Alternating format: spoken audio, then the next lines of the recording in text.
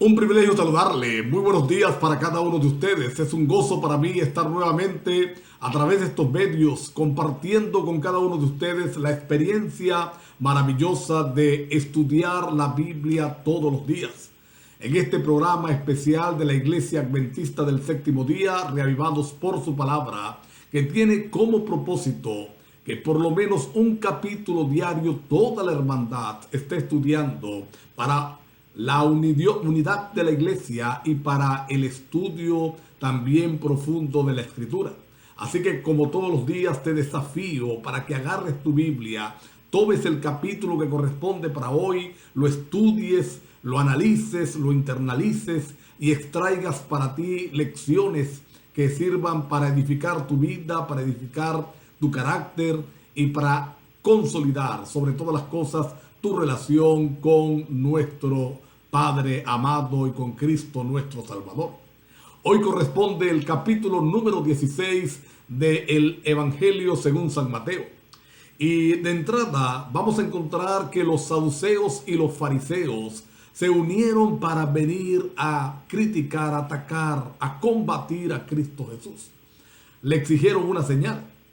Vale la pena recordar que los saduceos y los fariseos no se llevaban, eran enemigos entre sí, tenían una concepción diferente acerca de la adoración de Dios y de las doctrinas. Los fariseos creían en la resurrección, los saduceos no creían en la resurrección. Ustedes recuerdan que una de las defensas que el apóstol Pablo utilizó cuando lo estaban acusando fue hablar sobre la resurrección. Y resulta que causó división entre los que le acusaban, porque los saduceos dicen que no hay resurrección, o decían que no había resurrección. Así que ellos le piden señal a Jesús. Jesús reitera una vez más que la señal que él va a dar es la señal de Jonás, que así como Jonás estuvo en el vientre del pez 3 días, él también va a estar en el seno de la tierra por 3 días y 3 noches. Y habla de la hipocresía del ser humano, porque el ser humano dice entender las señales naturales. Coloca el ejemplo de la arrebol. Si hay arrebol al atardecer va a ser buen tiempo, si hay arrebol al amanecer va a llover, y no es capaz de discernir las señales que en la palabra de Dios el Señor ha dejado clara, el Señor ha dejado en forma contundente. Y aquí está la primera lección. Pidámosle a Dios que nos ayude a discernir las señales, que nos ayude a discernir lo que Él tiene para nosotros, a entender su palabra y a aplicarla para que en primer lugar estemos listos para nuestro encuentro con Él y mientras tanto ayudemos a otros para estar listos también para ir al reino de los cielos. Así que Dios nos ayude a entender las señales y no como los fariseos y saduceos de antaño, que conocían todo menos lo que debían conocer. Posteriormente, en el capítulo 16 vamos a encontrar que Jesús y sus discípulos están viajando. El Señor, los discípulos han olvidado el pan, no llevan para comer. Y en eso Jesús le dice: guardaos de la levadura de los fariseos. Y ellos piensan que está hablando acerca del pan. Y el Señor, cuando entiende sus pensamientos, les recrimina. ¿No recuerdan que multipliqué panes para 5,000 y luego multipliqué panes para 4,000? Olvidaron ya que soy capaz de proveer alimentos. Y ellos entendieron entonces que estaba hablando acerca de la doctrina farisaica, acerca de las doctrinas que los fariseos enseñaban, que algunas de ellas no era que estaban fuera de lugar, sino que ellos la habían colocado por encima de la ley de Dios. Y por supuesto, ellos mismos no eran capaces de cubrirla, ellos mismos no eran capaces de guardarla, ellos mismos no eran capaces de obedecerla. Así que el Señor les dice a los discípulos: cuidado, guárdense de la levadura de los fariseos. Luego vamos a encontrar en este capítulo el germen de la iglesia cristiana, el génesis de la iglesia cristiana.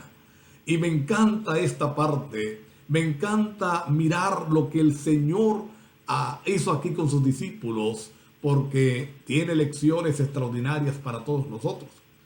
Va Jesús con sus discípulos y él le dice una pregunta: ¿quiénes dicen la gente que soy yo? Ustedes recuerdan que Jesús siempre estaba en la posición del predicador. Y aunque Jesús conoce los pensamientos de todos, él quería escuchar qué decía la gente, porque los discípulos estaban allí entremezclados con ellos. Entonces responden: bueno, algunos dicen que eres Juan el Bautista. Otros afirman que eres Elías. Otros dicen que eres Jeremías o alguno de los profetas que ha resucitado. Y entonces Cristo va a hacer una pregunta más puntual. Les dice: ¿y ustedes quiénes dicen que soy yo? Y el apóstol Pedro, o el discípulo Pedro, en ese momento responde: tú eres el Cristo, el Hijo del Dios viviente. Y por esta respuesta Pedro va a recibir un elogio de parte del Señor. Bienaventurado eres, Simón, hijo de Jonás, porque no te lo ha revelado carne ni sangre, sino mi Padre que está en los cielos. Y con esta declaración de Pedro, el Señor va a ejecutar el nacimiento, la partida de nacimiento de la iglesia cristiana. Y él dice: yo también te digo que tú eres Pedro, y sobre esta roca edificaré mi iglesia. Ahora, esta porción de la Escritura ha sido mal interpretada y ha sido causa de algunas malas enseñanzas. Y para poder comprender lo que Jesús está diciendo acá, hay que entender dos palabras griegas que el Señor está usando para referirse a Pedro y para referirse a la roca. Se parecen las palabras, parecieran la misma, solo una vocal cambia. Cuando él le dice a Pedro: yo también le digo que tú eres Pedro, la palabra griega que está usando es Petro. Y Petro significa piedra suelta, cántaro rodado, es decir, una piedrita que es fácil de mover.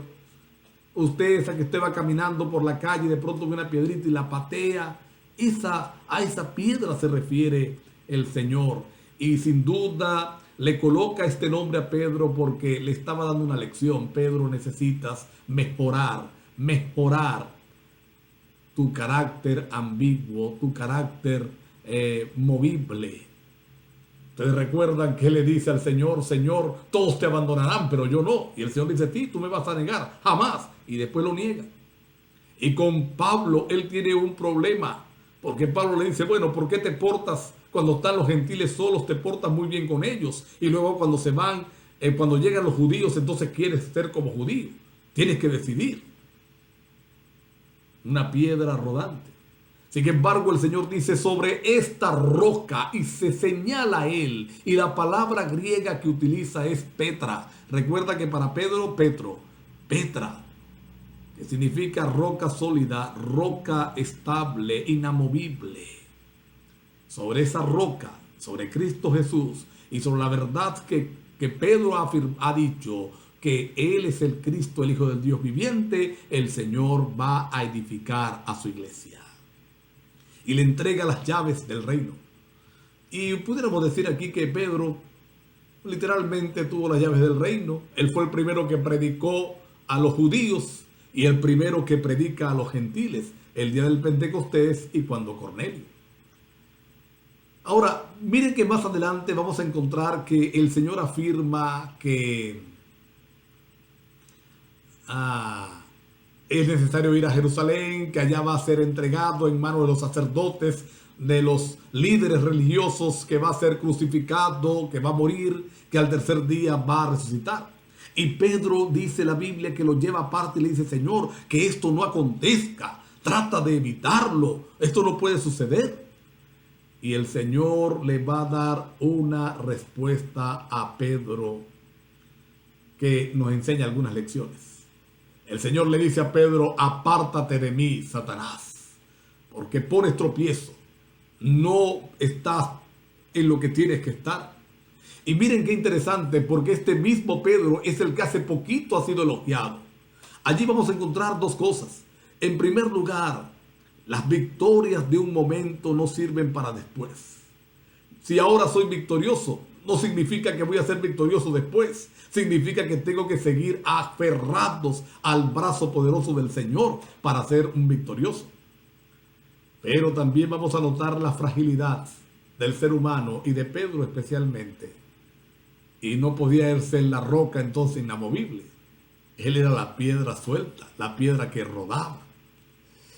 El Señor le dice a Pedro y a todos los discípulos: el que quiere ser mi discípulo, niéguese a sí mismo, tome su cruz y sígame. No podemos nosotros pensar en nosotros, en nuestra comodidad. Cuando aceptamos el reino del Señor, nos sometemos al reino y trabajamos para el reino, porque todo el que quiere salvar su vida, es decir, el que esquiva el compromiso para estar bien, perderá esa vida, la vida eterna, pero el que la pierda por causa del evangelio, dice el Señor, la ganará para siempre. Porque ¿de qué aprovechará el hombre si ganare todo el mundo y perdiere su alma? Y entonces aquí vamos a encontrar al final la promesa de su venida. Él vendrá con los millares de ángeles para dar a cada uno conforme a su obra. Y entonces hace una afirmación que también ha traído algunas complicaciones, algunos males entendidos. Dice: algunos de los que están aquí presentes no verán la muerte hasta que vean el reino, vean a Cristo viniendo en su reino. Y entonces algunos afirman: aquí se equivocó Cristo, mira, hace 2000 años y no ha venido, todos murieron. Pero allí se estaba refiriendo a lo que vamos a ver en el próximo capítulo, a la transfiguración. El Señor, su palabra es cierta, su palabra es verdad. Bendito sea el Señor por ella. Vamos a inclinar el rostro para orar. Querido Padre que estás en los cielos, queremos en esta hora afirmar nuestro deseo de seguirte, de amarte. Gracias, Señor, porque eres la roca inamovible sobre la cual esta iglesia está fundada. Es decir, esta iglesia nada podrá contra ella.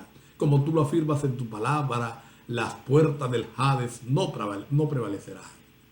Padre eterno, permítenos ser siempre del equipo ganador. Fortalece nuestra fe, fortalece nuestro deseo de estar contigo. En el nombre poderoso de Cristo Jesús. Amén. Mis amigos, mis hermanos, Dios les bendiga a cada uno de ustedes. Un lindo día para cada uno de ustedes.